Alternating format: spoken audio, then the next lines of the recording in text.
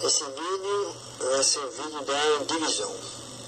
Escolhemos 31 dividido por 4. Começando. Um guia horizontal médio.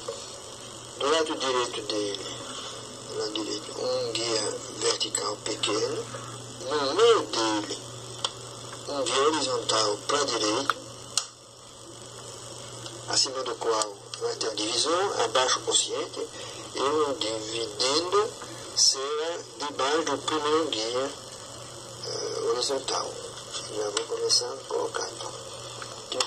Um no cantinho, no ângulo formado pelo guia horizontal e o primeiro guia vertical. Vou colocar logo o divisor, 4. Então tem um que é com o número das unidades de 31.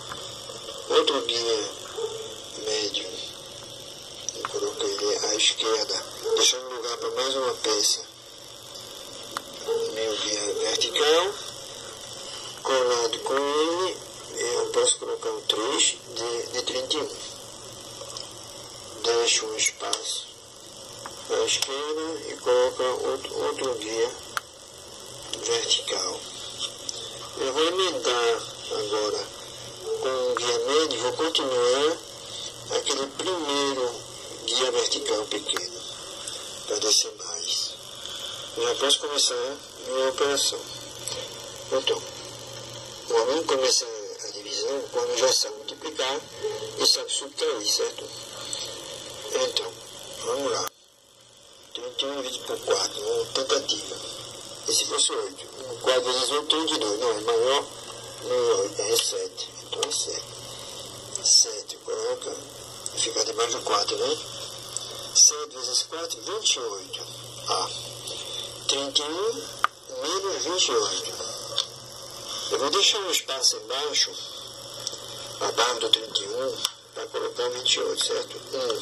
O 8 debaixo do 1, o 2 debaixo do 3. Vou colocar um traço do igual, né? Traço para o resultado.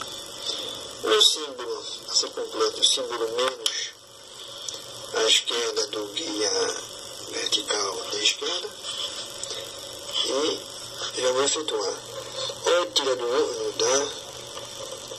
Óbvio, tem que colocar outro 1 ali e devolver no 1.